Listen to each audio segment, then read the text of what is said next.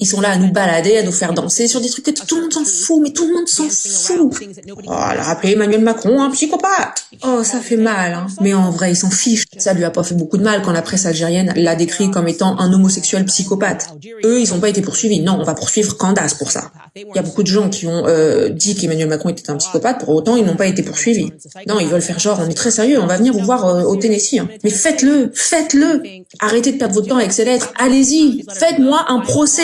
Le monde entier veut connaître la réponse à cette question dont je pense déjà connaître la réponse. Comme je vous l'ai dit, on est en train de peler l'oignon couche par couche, petit à petit, très doucement, de façon à ce que les gens puissent bien comprendre, les gens qui vous entourent dans votre cercle, pour comprendre comment vous avez été capable de tromper à ce point le monde. Et c'est ce que vous êtes actuellement. Mais nous allons révéler au monde entier votre stratégie juridique pour ne pas répondre à la question. Vous ignorez l'éléphant qui est dans la pièce. Vous êtes là, vous faire des petites plaintes sur les choses qui sont autour. Oh là là, elle a dit psycho, elle a dit psycho. Oh là là, pauvre petit, il est tellement blessé, il est dans l'angoisse. Vous êtes pathétique, Emmanuel. Vous êtes complètement pathétique. Cette lettre est pathétique. Ok les gars, donc nous avons décalé le deuxième épisode de la série Becoming Brigitte qui était censé être posté sur le site candaceowens.com ce soir, puisque une fois encore nous avons dû faire face à des attaques DDoS tout le week-end. Principalement, nos serveurs ont été complètement submergés. Et hier soir, nous avons reçu une deuxième lettre très fermement formulée de la part du Palais de l'Élysée, donc de Brigitte et d'Emmanuel Macron. Cette fois, il s'agit d'une lettre plus brève que je vais vous montrer dans son entièreté un peu plus tard dans cette émission. Que pouvons-nous dire si ce n'est que de constater que Emmanuel Macron ne se comporte pas du tout comme étant dans un couple qui n'aurait rien à cacher. Alors essayons de comprendre pourquoi il se comporte de la façon dont il se comporte. Je vous souhaite la bienvenue sur cette série Becoming Brigitte. Alors beaucoup de gens se posent la question après la diffusion du premier épisode de cette série, mais comment est-ce possible que le peuple français permette que ces choses se produisent, que tout ça se passe? Et certains d'entre vous, vous posez certainement la question de savoir, mais comment est-ce qu'Emmanuel et Brigitte ont-ils fait pour que dans la presse, ça puisse être autant effacé et qu'un tel secret soit autant effacé à tel point qu'on ne sache même pas qu'il existe? Comment est-ce possible qu'Emmanuel Macron, qui était virtuellement inconnu du grand public une année avant d'être élu président, ait réussi à complètement balayer toute la campagne présidentielle de François Fillon, qui était dans le concours pour devenir président?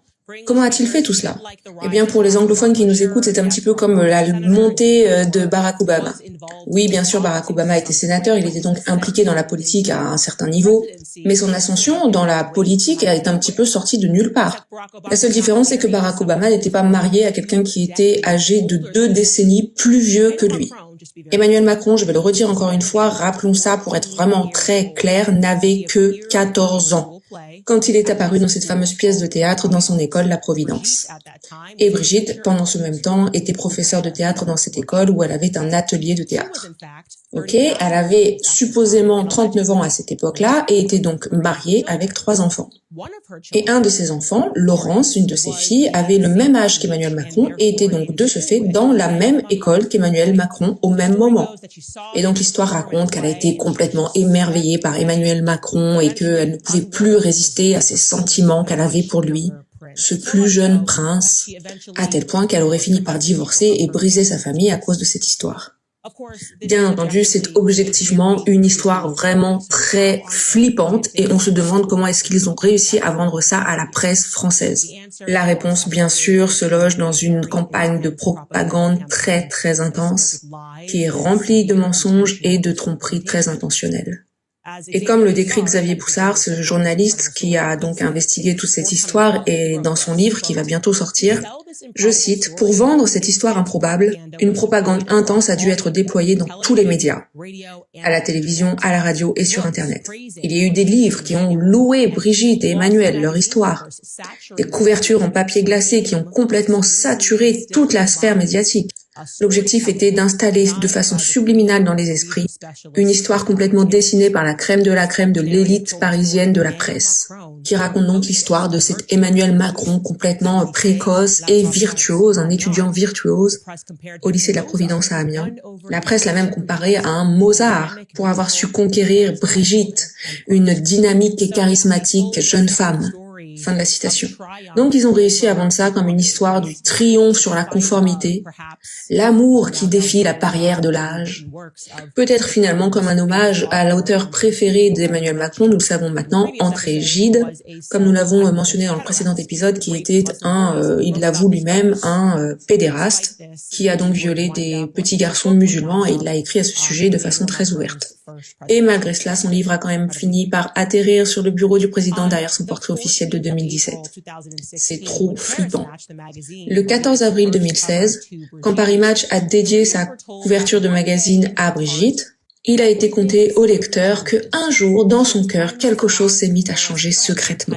Elle avait assisté à cette pièce de théâtre dans laquelle Emmanuel Macron jouait, et il avait déjà cette telle prestance qui a gagné le cœur de Brigitte. D'ailleurs, on a cette petite vidéo d'Emmanuel Macron qui performe alors qu'il était plus jeune. Donc dans cette pièce de théâtre, on va laisser pour que vous puissiez regarder l'extrait. In a play, you can just take a look at this. We can let this run. C'est bon de renaître. Elle m'entend. Ma sœur aveugle et muette. La nuit. Qu'est-ce qui fait le plus peur aux hommes? L'aboiement d'un chien.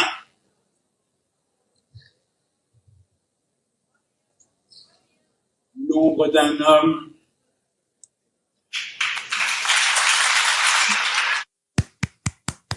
Bravo. Merveilleux, merveilleux, irrésistible. Merveilleux de la part d'une femme de presque 40 ans qui a demandé à cet élève de rejoindre son cours de théâtre l'année qui suivait. On devrait quand même prendre un moment ici juste pour reconsidérer à quel point cela est terrifiant. Que les médias en tant que quantité ont ce pouvoir et cette puissance de romantiser une histoire pareille, qui est en fait le mal pur, et ensuite de réussir à manipuler ceux qui pensent que c'est vraiment le mal. Enfin bref, pas moins de 60 couvertures de magazines ont été dédiées à Brigitte, sur une période d'à peine 26 mois. Rien que Paris Match a consacré 13 de ses couvertures à Brigitte Macron.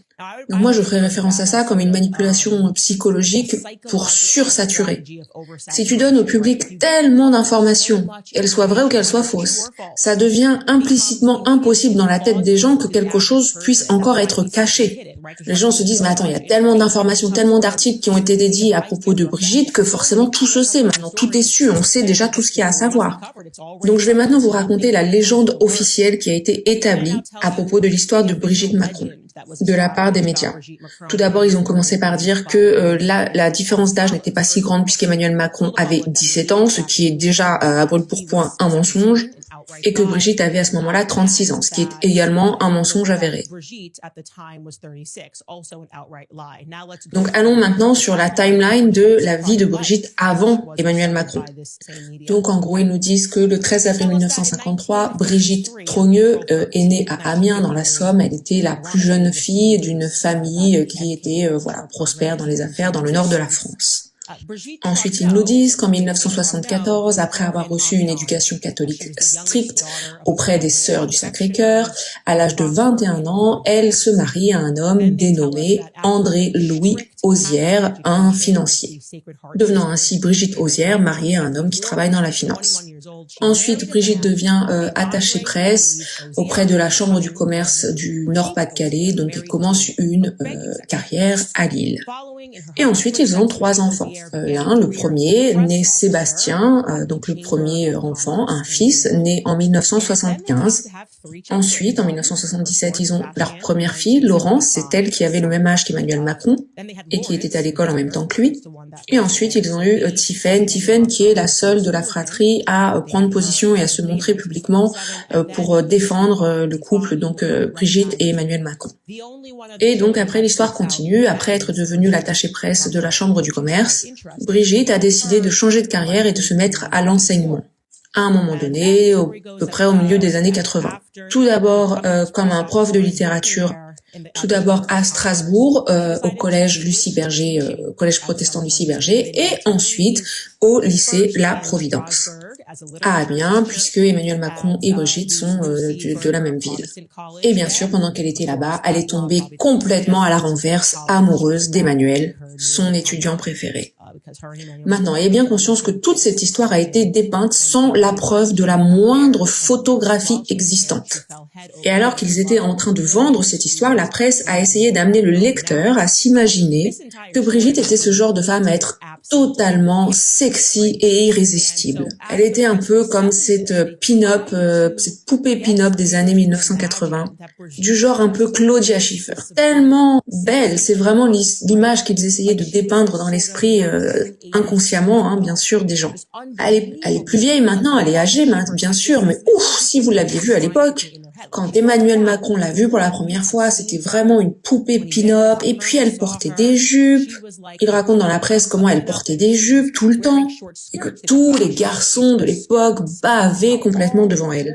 Rappelons-le, ces jeunes garçons qui étaient en train de passer par l'étape de la puberté à cette époque-là, et qui donc étaient en train de se créer dans leur esprit une sorte de fantasme face à cette professeure super sexy qui pouvait être assimilée à l'image de